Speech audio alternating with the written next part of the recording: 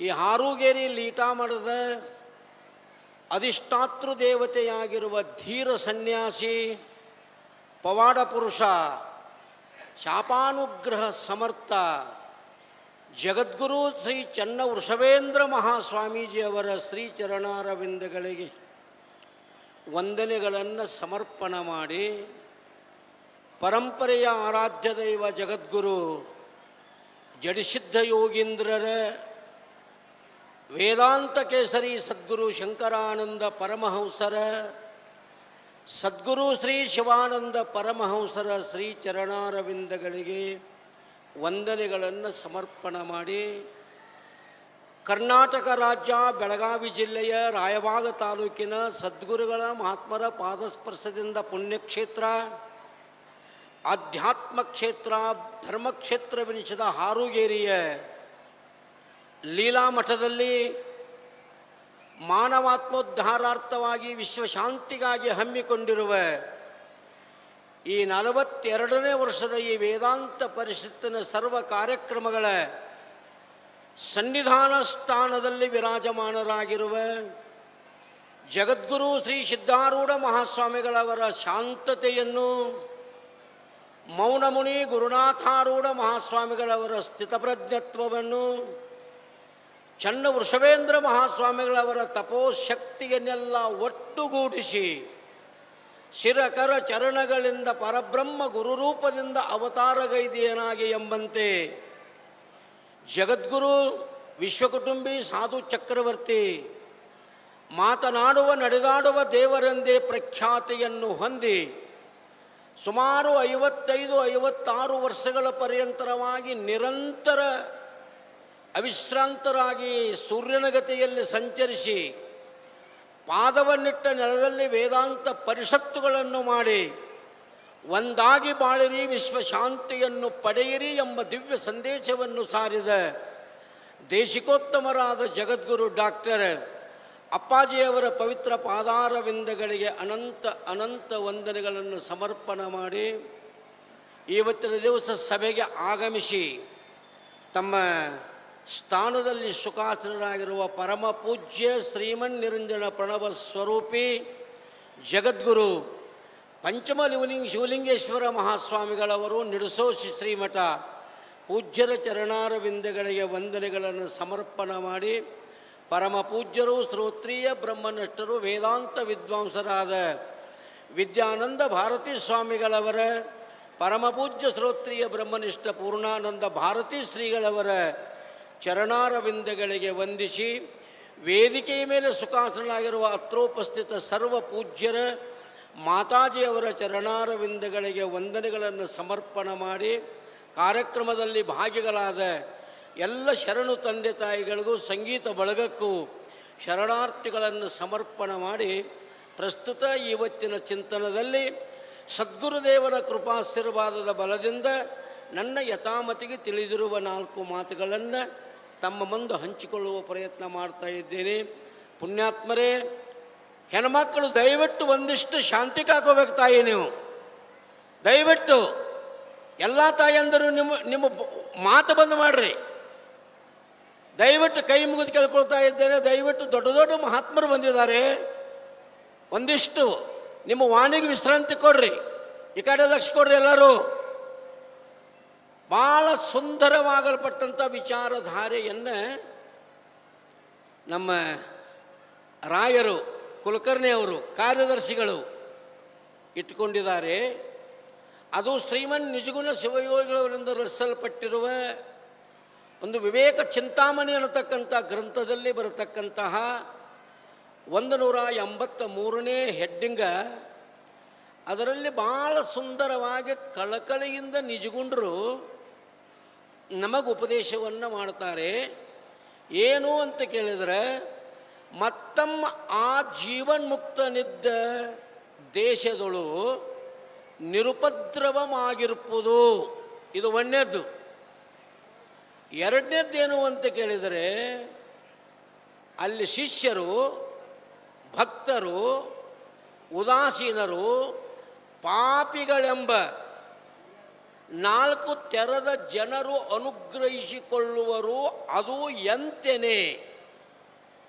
ಜೀವನ್ಮುಕ್ತನಾದ ಸದ್ಗುರುದೇವನಲ್ಲಿ ವಿಶ್ವಾಸದಿಂದ ಶಿಷ್ಯನಿಗೆ ಜ್ಞಾನ ಸಿದ್ಧಿ, ಭಕ್ತನಿಗೆ ಸುಕೃತ ಅತಿಶಯ, ಪಾಪಿಗೆ ಪಾಪಕ್ಷಯ, ಯಾವ ಉದಾಸೀನಂಗೆ ಜೀವನ್ಮುಕ್ತಿ, ಉದಾಸೀನಂಗೆ ಪುಣ್ಯಕೃತ್ಯಾಭಿವೃದ್ಧಿ ಸಿದ್ಧಿಸುತ್ತಿರ್ಕು ಅಂತ ವಿವೇಕ ಚಿಂತಾಮಣಿ ಒಳಗೆ ಇಷ್ಟು ವಿಚಾರಗಳನ್ನು ಅಲ್ಲಿ ತಿಳಿಸಿದ್ದಾರೆ. ಒಂದನೇದ್ದೇನು ಅಂತಂದರೆ, ಒಬ್ಬ ಜೀವನ್ಮುಕ್ತ ಅಂದರೆ ಯಾರಿಗೆ ಅಣಬೇಕು ಅಂತ ಹೇಳಿದರು, ಸ್ವಸ್ವರೂಪಾವಸ್ಥಿತಿ. ಯಾರು ಸ್ವಸ್ವರೂಪ ಸ್ಥಿತಿಯಿಂದ ಇರ್ತಾರೋ ಅವರಿಗೆ ಜೀವನ್ಮುಕ್ತರು ಅಂತ ಕರ್ಕೊಂಬಂದರು. ಎರಡನೇ ಮಾತು, ನಿರಾವರಣ ಪರಿಪೂರ್ಣ ಆನಂದ ಸಹಿತ ವೃತ್ತಿತ್ವಂ ಜೀವನ್ಮುಕ್ತಿತ್ವಂ ಅಂತ ಎರಡನೇ ಲಕ್ಷಣ ಮಾಡಿಕೊಂಡು ಬಂದರು. ಮೂರನೇ ಲಕ್ಷಣ ಏನು ಅಂತಂದರೆ ಬಂಧ ಭ್ರಮ ರಹಿತ ಶರೀರ ಸಹಿತ. ಬಂಧ ಭ್ರಮ ರಹಿತ, ಬಂಧದ ಭ್ರಮೆಯನ್ನು ಕಳ್ಕೊಂಡಿರಬೇಕು, ಶರೀರ ಸಹಿತನಾಗಿ ಜೀವಂತವಾಗಿರಬೇಕು. ಇವಾಗೇನಬೇಕು ಅಂದರೆ ಜೀವನ್ಮುಕ್ತ ಅಂತ ಕರೀತಾರೆ. ಇಂಥ ಜೀವನ್ಮುಕ್ತ ಯೋಗರತೋವಾ ಭೋಗರತೋವಾ ಸಂಗರತೋವಾ ಸಂಗವಿಹೀನೆ ಯಶ ಬ್ರಹ್ಮರಮತೆ ಚಿತ್ತಂ ನಂದತ್ತೇವಾ. ಇಂಥ ಜೀವನ್ಮುಕ್ತ ಅವೊಬ್ಬ ಯೋಗಿಯಾಗಿರಬಹುದು, ಇನ್ನೊಬ್ಬ ಭೋಗಿಯಾಗಿರಬೇಕು, ಜನರ ಸಂಘದೊಳಗಿರಬಹುದು, ಜನಸಂಘ ಅಳಿದಿರಬಹುದು, ಏಕಾಂತದಲ್ಲಿರಬಹುದು. ಹೇಗಿದ್ದರೂ ಚಂದ, ಬ್ರಹ್ಮಜ್ಞಿ ಯೋಗಿ ಹೇಗಿದ್ದರೂ ಚಂದ ಅಂತ ತಿಳ್ಕೊಂಡು ಮಾಲಿಕರಿಗೆ ಭಾಳ ಸುಂದರವಾಗಿ ಬರ್ಕೊಂಡು ಬಂದಿದ್ದಾರೆ. ಇಂಥ ಜೀವನ್ಮುಕ್ತ ಅವ ಯಾವ ಜಾಗದೊಳಗೆ ಇರ್ತಾನೋ ಆ ಜಾಗದೊಳಗೆ ಏನಾಗ್ತದೆ ಅಂತಂದರೆ ಯಾವ ಉಪದ್ರವಗಳಿಲ್ಲದೆ ನಿರುಪದ್ರವದಿಂದ ಆ ಪ್ರದೇಶ ಇರ್ತದೆ, ಅದು ತಪೋಭೂಮಿ ಆಗಿರ್ತದಂತ. ಹುಲಿ ಆಕಳ ಇವೆರಡೂ ವೈರ ಪ್ರಾಣಿಗಳು. ಹುಲಿ ಆಕಳ ಎರಡೂ ವೈರ ಪ್ರಾಣಿಗಳಿದ್ದರೂ ಕೂಡ ತಮ್ಮ ವೈರ ಭಾವವನ್ನು ಬಿಟ್ಟು ಆ ಜೀವನ್ಮುಕ್ತನಿದ್ದ ಸ್ಥಳದಲ್ಲಿ ಅವು ಮಿತ್ರರಾಗಿ ಬದುಕುತ್ತಾವಂತ. ಹಾವ ಮುಂಗುಲಿ ಇವೆರಡೂ ವೈರವರ್ಗದ ಪ್ರಾಣಿಗಳು. ಆ ಹಾವ ಮುಂಗುಲಿ ವೈರವರ್ಗವನ್ನು ಬಿಟ್ಟು ಏನು ಮಾಡ್ತಾವು ಅಂತಂದ್ರೆ ಅವೆರಡೂ ಒಂದೇ ಜಾಗದಾಗ ಕೂಡಿ ಆಡ್ತಾವಂತೆ. ಇಂಥ ವೈರವರ್ಗದ ಪ್ರಾಣಿಗಳು ತಮ್ಮ ವೈರತ್ವವನ್ನು ಕಳೆದುಕೊಂಡು ನಿರ್ವೈರತ್ವದಿಂದ ಬದುಕುತ್ತಾವು. ಅದಕ್ಕಾಗಿ ಆ ಭೂಮಿ ಒಳಗೆ ಏನಿರುವುದಿಲ್ಲ ಅಂತಂದರೆ ಯಾವ ಉಪದ್ರವಗಳು, ಯಾವ ಈ ಕೊಲೆ ಸುಲಿಗಾದಿಗಳು ಇವಿತ್ಯವಾದಗಳು ಯಾವ ಆ ಪುಣ್ಯಾತ್ಮ ಇದ್ದ ಸ್ಥಳದೊಳಗೆ ಇರುವುದಿಲ್ಲ ಅಂತ ಭಾಳ ಸುಂದರವಾಗಿ ಅದನ್ನು ಬರ್ಕೊಂಡು ಬರ್ತಕ್ಕಂಥವರಾದರು. ಮುಂದಿನ ಪದಗಳನ್ನು ಬರೀತಾರೆ. ಒಬ್ಬ ಶಿಷ್ಯ ಅವರಲ್ಲಿ ಶ್ರದ್ಧೆಯನ್ನು ಇಟ್ಟ ಅಂತಂದರೆ, ವಿಶ್ವಾಸವನ್ನು ಇಟ್ಟ ಅಂತಂದರೆ, ಸದ್ಗುರುಗಳು ಅವನ್ನು ನೋಡಿ ಪ್ರೀತಿಯಿಂದ ತಮ್ಮ ಕಣ್ಣು ತರದು ನೋಡಿದರು ಅಂತಂದರೆ, ನೋಟ ಮಾತ್ರದಿಂದ ಏನಾಗ್ತಾನೋ ಅಂದರೆ ಒಬ್ಬ ಶಿಷ್ಯ ಉದ್ಧಾರ ಆಗ್ತಾನೆ. ಭಕ್ತ ಮೊದಲು ಸ್ವಲ್ಪ ಭಕ್ತಿ ಮಾಡ್ತಿರ್ತಾನೋ, ನಂತರ ಏನಾಗ್ತದೆ ಅಂತಂದರೆ ಆ ಸದ್ಗುರುಗಳನ್ನು ನೋಡಿ ಕೇಳಿ ಇನ್ನಷ್ಟು ಹೆಚ್ಚಿನ ಭಕ್ತಿ ನಾವು ಮಾಡಬೇಕು ಅಂತ ಹೆಚ್ಚಿನ ಭಕ್ತಿಯನ್ನು ಮಾಡ್ತಾ ಇದ್ದಾನೆ ಭಕ್ತ. ಇನ್ನೊಬ್ಬ ಪಾಪಿ ಅವ ಎಂಥ ಪಾಪ ಮಾಡಿದನಂದ್ರು ಆ ಪಾಪವನ್ನು ಸದ್ಗುರುಗಳ ದರ್ಶನ ಸ್ಪರ್ಶನ ಸಂಭಾಷಣೆ, ಗುರುಗಳ ದರ್ಶನದಿಂದ ಸ್ಪರ್ಶನದಿಂದ ಸಂಭಾಷಣೆಯಿಂದ ಏನಾಗ್ತದೆ ಅಂದ್ರೆ ಅವ ಪಾಪಿಯ ಪಾಪ ಅನ್ನುವಂಥದ್ದು ಕ್ಷಯ ಆಗಿ ಹೋಗ್ತದೆ. ಅವೊಬ್ಬ ಪುಣ್ಯಾತ್ಮನಾಗ್ತಾ ಇದ್ದಾನೆ. ಇನ್ನೊಬ್ಬ ಉದಾಸೀನದಾನ. ಉದಾಸೀನ ಅಂದರೆ ಎಲ್ಲಿ ದೇವರ, ಎಲ್ಲಿ ಮಠ, ಎಲ್ಲಿ ಮಂದಿರ, ಎಲ್ಲಿ ಸ್ವಾಮಿಗಳು ಅಂತೇಳಿ ಹೌದು ಅವೇನು ಮಾಡೋದಿಲ್ಲ ಅಂತಂದ್ರೆ ಯಾವುದರಲ್ಲಿಯೂ ಪ್ರೀತಿ ಉಳ್ಳವನಾಗದೆ ಉದಾಸೀನ ಆಗಿರ್ತಾನೋ ಅವು ಕೊನೆಗೆ ಈ ಮಹಾತ್ಮರ ಚಾರಿತ್ರ್ಯವನ್ನು ನೋಡಿ ಕೇಳಿ ಕೊನೆಗೆ ಏನಾಗ್ತಾನೋ ಅಂದರೆ ನಾನು ಒಂದಿಷ್ಟು ಈ ಪುಣ್ಯ ಕೃತಿಗಳನ್ನು ಮಾಡಬೇಕು ಅಂತ ಅವನಲ್ಲಿ ಭಾವ ಬಂದು ಅವ ಪುಣ್ಯ ಕಾರ್ಯಗಳನ್ನು ಮಾಡ್ತಾನೆ. ಇವೇನದವು ಅಂದರೆ ಇಷ್ಟು 5 ಫಲಗಳು ಒಬ್ಬ ತತ್ವಜ್ಞಾನಿ, ಒಬ್ಬ ಜೀವನ್ಮುಕ್ತನಿಂದ ಆಗತಕ್ಕಂಥ ಪ್ರಯೋಜನಗಳು. ನೋಡ್ರಿ, ಸುಮಾರು ಇದು 42 ವರ್ಷಗಳ ಪರ್ಯಂತರಾಗಿ ವೇದಾಂತ ಪರಿಷತ್ತಿನ ಕಾರ್ಯಕ್ರಮ ಇಲ್ಲಿ ನಡ್ಕೊಂಡು ಬಂದು ಎಷ್ಟು ಜನರು ಪಾಪಿಗಳು ಸದ್ಗುರುನಾಥನ ದರ್ಶನವನ್ನು ತಗೊಂಡು ತಮ್ಮ ಪಾಪವನ್ನೇನು ಮಾಡಿಕೊಂಡ್ರು ಅಂದ್ರೆ ನಾಶ ಮಾಡಿಕೊಂಡ್ರು.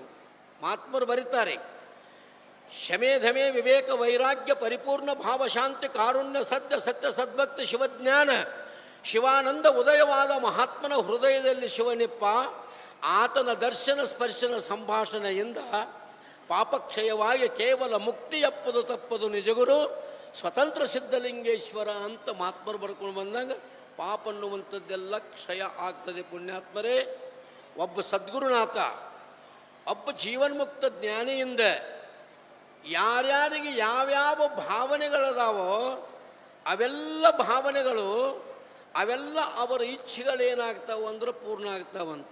ಸಮಯ ಇಲ್ಲ, ಒಂದು ಮಾತು ಹೇಳಿ ಮುಗಿಸ್ತನು. ಸಮೀಪ ಬೈಲಹೊಂಗಲ ತಾಲೂಕು ಸಂಪಗಾವ್ ಅಂತ ಒಂದು ಗ್ರಾಮ. ಸಂಪಗಾವಿ ಗ್ರಾಮದಲ್ಲಿ ಗಂಗಪ್ಪ ಕಲಾಲ್ ಅನ್ನತಕ್ಕಂಥ ಒಬ್ಬ ಭಕ್ತ, ದೇವರಕೊಂಡ ಅರ್ಜುನ ಭಕ್ತ. ಗಂಗಪ್ಪ ಕಲಾಲ್ ಅಂತೇಳಿ ಬಡವ, ಐಶ್ವರ್ಯ ಇಲ್ಲ, ಕರೆ ಭಕ್ತಿಗೆ ಬಡತನಿಲ್ಲ. ಎಂಥ ಬಡತನ ಬಂದರು ಚನ್ನ ವೃಷಭೇಂದ್ರ ಮಹಾಸ್ವಾಮಿಗಳ ಪಾದ ಗಟ್ಟಿಂಗೆ ನಂಬಿರ್ತಕ್ಕಂಥವ. ಅಂಥ ಬಡತನದೊಳಗೆ ಏನಾಯ್ತು ಅಂತಂದ್ರೆ ಅವಾಗೊಬ್ಬ ಮಗ. ಆ ಮಗನಿಗೇನಾಯ್ತು ಅಂತಂದರೆ ಆಗಿನ ಕಾಲಕ್ಕೆ ಈ ಗ್ರಂಥಿ ರೋಗ ಅಂತ ತಿಳ್ಕೊಂಡು ಇದೊಂದು ರೋಗ ಪ್ರಾಪ್ತ ಆಯ್ತು. ಈಗ ಸಾಯ್ತಾನೋ ಇನ್ನಟ್ನೆತ್ತು ಸಾಯ್ತಾನೋ ಅನ್ನುವಂಥ ಪ್ರಸಂಗ ಬಂದು ಒದಗಿತ್ತು. ದವಾಖಾನೆಗೆ ಕರ್ಕೊಂಡು ಹೋಗೋಕೆ ಅವನಲ್ಲಿ ಏನಿಲ್ಲ ಅಂದ್ರೆ ಹಣ ಇಲ್ಲ, ಅನುಕೂಲತೆ ಇಲ್ಲ. ಆಗೇನು ಮಾಡಿದ ಅಂದ್ರೆ ಮನೆಯೊಳಗೆ ಕುಂತು 2 ಕಣ್ಣೀರು ಸುರಿಸಿ, ಹೇ ಚನ್ನ ವೃಷಭೇಂದ್ರ ದೇವರ ಕೊಂಡಜ್ಜ, ಏನದಿ ಅಂತಂದ್ರೆ ತಂದೆ ನೀನು, ತಾಯಿ ನೀನು, ಬಂಧು ನೀನು, ಬಳಗ ನೀನು, ನೀನಲ್ಲದ ಮತ್ತಾರು ನನಗೆ ಇಲ್ಲವಯ್ಯ, ನೀನೇ ಗತಿ, ನೀನೇ ಮತಿ, ನೀನೇ ನನ್ನನ್ನು ಕಾಪಾಡಬೇಕು ಅಂತ ಸಂಪಗಾವಿಯಲ್ಲಿ ಕುಂತು ಪ್ರಾರ್ಥನಾ ಮಾಡಿದಾಗ ದೇವ್ರ ಕೊಂಡಜ್ಜ ಎಲ್ಲಿದ್ದು ಏನೋ 10 ನಿಮಿಷದೊಳಗೆ ಸಂಪಗಾಮಿಗೆ ಹೋಗಿ ಅವನ ಮನೆಗೆ ಹೋಗಿ ಅವಾಗ ಆಶೀರ್ವಾದ ಮಾಡಿ ಒಂದು ಕಾರಿಕ ಕೊಟ್ರಂತ. ಒಂದು ಕಾರಿಕ ತಿನ್ನಾಕ ಒಂದು ಕಾರಿಕೆ ಕೊಟ್ಟರು. ಒಂದು ಕಾರಿಕೆ ನಾವು ತಿಂದ ಪ್ರಸಾದ ಅಂತೇಳಿ, ಪ್ರಸಾದೇ ಸರ್ವ ದುಃಖಾನಾಂ ಹಾನಿ ಅಶ್ಯ ಉಪಜಾಯತೆ ಪ್ರಸನ್ನ ಚೇತಸೋ ಹ್ಯಾಸು ಬುದ್ಧಿ ಅವತಿಷ್ಠತೆ. ಭಗವದ್ಗೀತೆ ಬರಲಿ ಭಗವಂತ ಬರ್ಕೊಂಡು ಬಂದಂಗೆ ಪ್ರಸಾದ ಉದರದೊಳಗೆ ಹೋತು, ರೋಗೆಲ್ಲ ದೂರ ಆತು, ಆರಾಮಾತು. ಎದ್ದು ಕುಂತ ಸಾಷ್ಟಾಂಗ ನಮಸ್ಕಾರ ಮಾಡಿದ. ಯಪ್ಪ, ನಿನ್ನ ಕೃಪೆಯಿಂದ ಏನಾದ್ನಿ ಅಂದರೆ ನಾನು ಆರೋಗ್ಯವಂತನಾದ್ನಿ ಅಂತ ನಮಸ್ಕಾರ ಮಾಡಿದ. ಗಂಗಪ್ಪ, ನಿಮ್ಮ ಹೊಲಕ್ಕೆ ಹೋಗು ನಡೆಯೋ ಅಂದರು. ದೇವ್ರಕೊಂಡಜ್ಜ, ಏ ಗಂಗಪ್ಪ ನಿಮ್ಮ ಹೊಲಕ್ಕೆ ಹೋಗು ನಡೆಯೋ ಅಂದರು. ಹ್ಞೂ ಯಪ್ಪ ಅಂದವು. ಒಂದು ಮಾತು ಮೀರಂಗಿಲ್ಲ ಅಪ್ಪಗಳು ಮಾತು.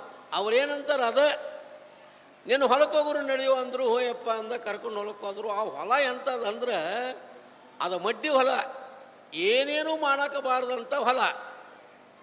ಅವರು ಅಂದರು ಅಲ್ಲಿ ನಿಂತ, ಏ ಗಂಗಪ್ಪ ಇಲ್ಲಿ ಗಂಗಾ ಹೋದಾಳು, ಇಲ್ಲಿ ಬಾವಿ ಕಡಿ ಅಂದರು.